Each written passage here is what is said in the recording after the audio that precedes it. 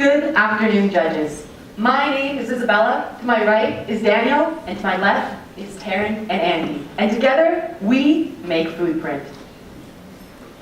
At Foodprint, we are extremely concerned about the issue of food waste, as we found 2.2 million discarded tons of food, $30 billion are wasted, and 20% of all groceries are thrown out annually. Yet those statistics are subject to Canada alone. You can just imagine the worldwide implications. At Foodprint, we believe that those statistics is what driven us to create change. Therefore, our mission at Foodprint is to lead the movement against food waste one step at a time. Our journey led us to our product. And thanks to our innovative approach, we created a competitive advantage as we uniquely list your fridge inventory, give you relevant recipe suggestions, act as a shopping guide, and remind you for your nearly expired foods. Now, what exactly is our product composed of? Well, there are three major components, the first of which is the radio frequency identification, or the RFID tags. Now, these tags contain all the information of the food item, including its nutritional and expirational value. The second is the reader. Mounted on the fridge, the reader acts as a hybrid between a barcode scanner and an RFID reader, as it both dispenses and scans the tags. Lastly, there's the brain. Using Raspberry Pi circuitry, it acts as the midway communicator between the reader and the consumer, as it both interprets the data and sends that information via an app such that the consumer can see all of their information. Now, a simple demonstration of how to use. This is our prototype. Now, imagine that you have just come home from a grocery shopping trip, and the very first item you take out of your bag is a carton of blueberries. Now, mounting the carton of blueberries barcode in front of the reader, you scan it in an upwards motion, thereby dispensing the RFID tag onto the blueberries and transferring all the data from the barcodes onto that very RFID tag. Now, how do we know that this product in particular is what our consumers want? Well, this all boils down to our market validation. Now, based upon our survey of over 200 individuals and 50 in-person interviews, we determined that the impression of this very product garnered over 80% of individuals to say that they were very willing to try and purchase it. How willing? Well, we identified their pain point, such that 75% said they were unsatisfied with current solutions to food waste, garnering us over 150 email signups, showcasing their interest in our product. Additionally, we asked how much would they be willing to pay for it, and the majority answered between the range of $200 to $300, which is why we priced ourselves at $250. Additionally, individuals have the opportunity to pay $4 per month for premium subscriptions, which offers these features, or use the basic features of our app for free, which also includes ads, which serves as another source of revenue for us. So what other alternatives are there? Smart fridges, represented by LG and Samsung, are currently available on the market. However, they do price quite expensive. And food delivery services such as FreshPep and HelloFresh are quite wasteful in terms of packaging, and food tracking apps like Fridgely simply require too much human input. We've placed ourselves on this chart here due to our competitive advantage, which is our affordability, and we also have the highest investment return based on our effectiveness to promote food waste reduction. In addition, we also appreciate the fact that our product can be easily integrated into any lifestyle, making Foodprint the best both economically and environmentally. And we can further talk to competitors upon questioning. So, who are our customers? After surveying over 200 people and personally interviewing 50 experts, we have concluded that ideally we would target two demographics. One being busy parents who plan to cook meals for households of 4 or more, and the second being young professionals who live alone and are unfamiliar with planning and cooking meals. So, how do we acquire these people? Through our validation, we determined that word of mouth, search engine optimizations, as well as a series of other marketing strategies that can be further discussed upon questioning are the most effective way to garner visitors who will be directed to our landing page. From there, we will slip in our product features and coupon incentives, and finally, encourage our leads to make a purchase through call to actions. So, how much of the market can we actually reach? Through an analysis of financially stable and environmentally conscious households in Vancouver, we predict a reach of 3%. And with our basis in Vancouver, we will expand to the rest of Canada and predict to have 0.6% of the market share by the end of year 5. Now, how all the way from the product to the target market that Karen has so expertly described. Well, this all boils down to the supply chain. Beginning with the first three components, that being suppliers, manufacturers, and transportation, as well as all of the companies listed below and above, are actually enterprises that we have contacted directly, and they have stated their vested interest in supplying us with their services when our product becomes a reality. The next component is warehousing, in which we will begin with garages before expanding into larger warehouse spaces, and finally, retailers, in which we will begin with a three-pronged approach, first with local stores and online platforms, before expanding into those international chains. Additionally, now is a perfect time to enter our industry, that being smart home products, as here you can see the average Canadian penetration rate performing higher than the global average, and these trends are expected to continue to increase at a compound annual growth rate of 18%. As for our product, it costs a total of $150 per unit, with the most important parts being for the 50 tags, the reader, and the brain. And since we priced ourselves at $250, this leaves us with a gross profit of $100 or a gross profit margin of 40%. As for our startup costs, it totals to $250,000, with the most important parts being for the app development, which deals with the front-end user interface, or the back-end software development. As for our projections, we plan to target the Vancouver market until the end of the second year.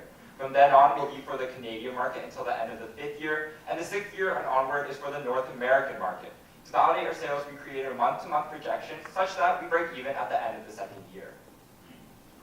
To conclude, we would like to recognize that our business follows the triple bottom line. As our profits only promise to increase, we're good for the people and the local economy, as we will also donate to food banks, and we're great for the planet thanks to green initiatives, overall making us a long-term sustainable business. So what do we ask from you? We would like to utilize your connections for the purpose of beta testing and focus groups. We would also like to utilize your expertise so we get a chance to learn from you. And finally, we would like to utilize your resources, be it suppliers or potential retailers. So why should you join us? If you join us today, you get to be a part of our board of advisors. You also get a chance to grow your own professional network thanks to our potential partners, including RP Drakri from PH1 and Chris Reed from Foresight. And with that, we ask you to join us on our movement to reduce food waste one step at a time. Thank you, and we open the floor to any questions.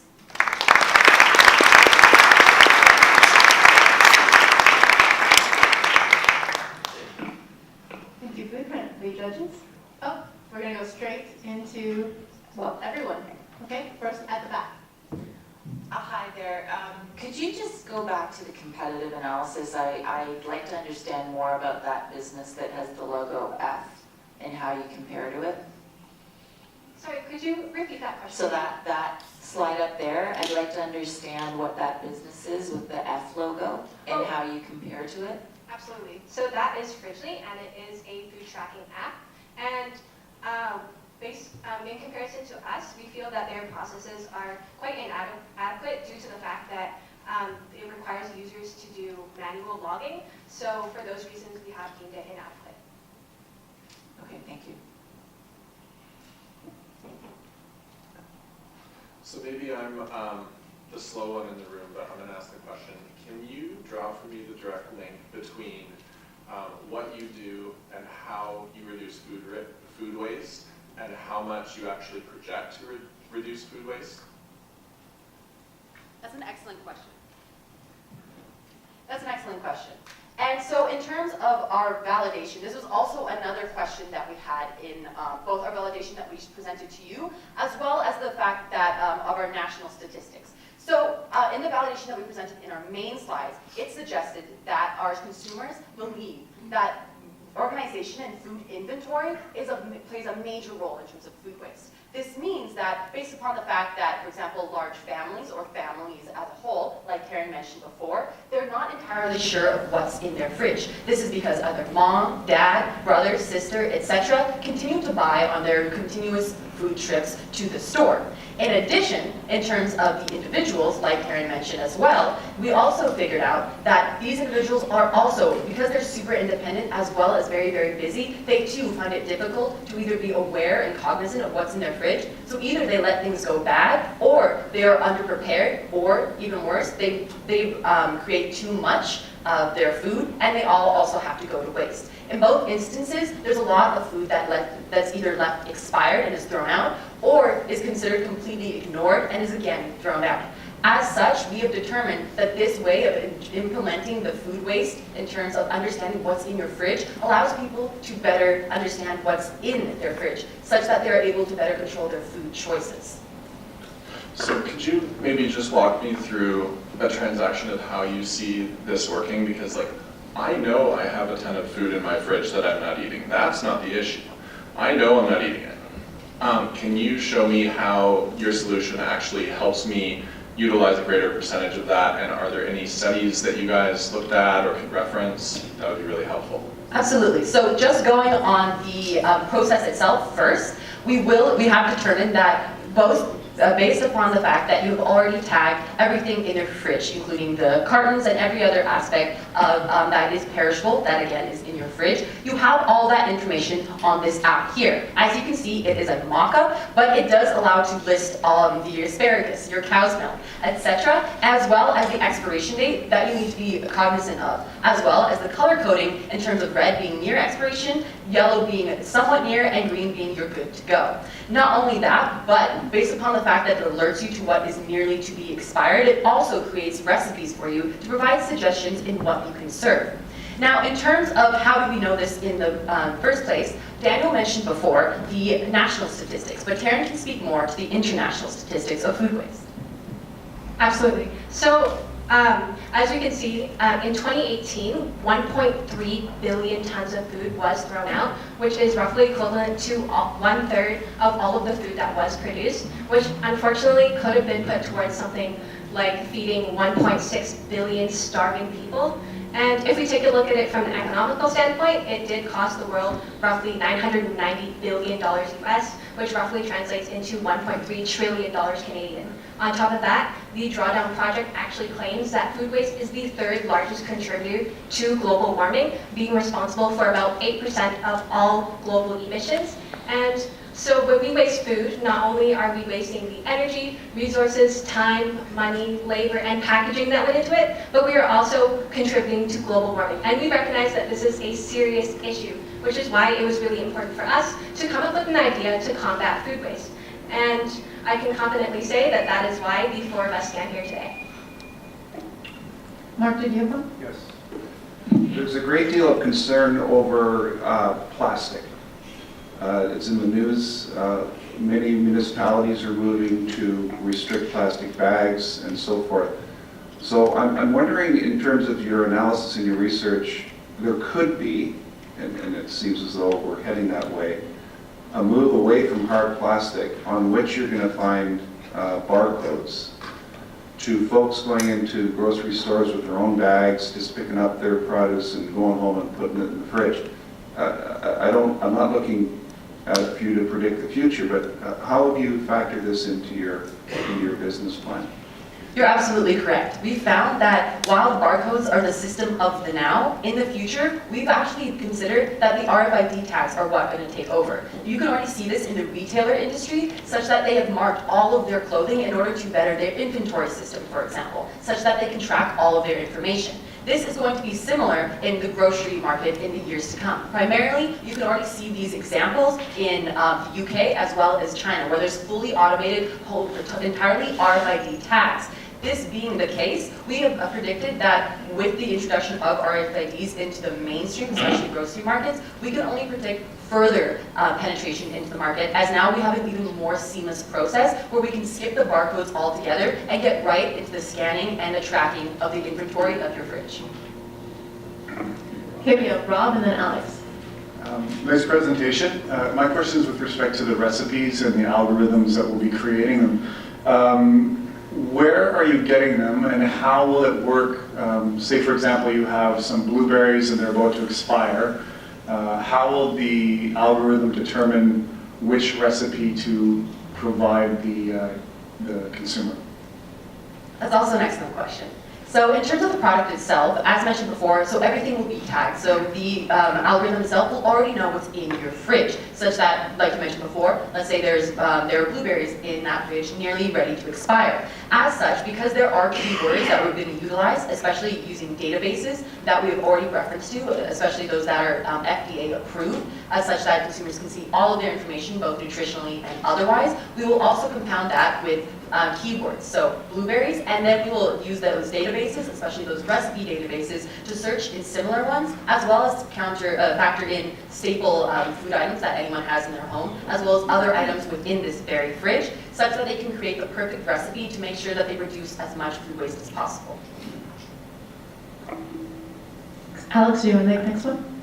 Thank you for the presentation. High energy and a very important problem. As a mother of 3, I can tell you that I don't know what lives and grows in my fridge. I try and deal with it every time I can, but this would be helpful indeed. The question I had was, how do you get to deal with like partially filled milk cartons or quasi-empty containers and people who exit things from the fridge and don't track that it no longer exists because it was eaten?